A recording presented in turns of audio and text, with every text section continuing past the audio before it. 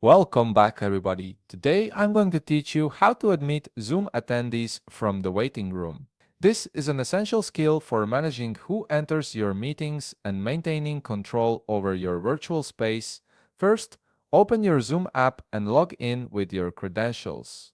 Make sure you're using the correct account associated with your meetings, as this will ensure you have the proper permissions to manage attendees.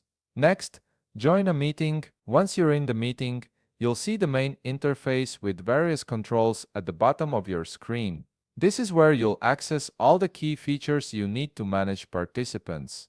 In the bottom toolbar, look for and click on Participants. This button is crucial as it opens up the panel where you can see everyone who's in your meeting, as well as those waiting to join. Clicking this gives you full visibility and control over who's present. Once you click Participants, a right panel will appear on your screen. This panel displays all the current participants in your meeting. Here's where you can take action on individual attendees and manage their access. Navigate your mouse to the participant's name that you want to move. When you hover over their name, you'll notice additional options appear.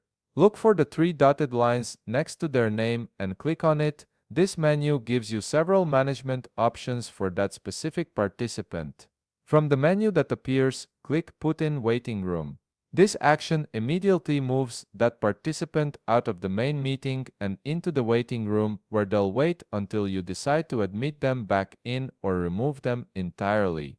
And there you have it. You've successfully moved a participant to the waiting room, giving you better control over your meeting environment.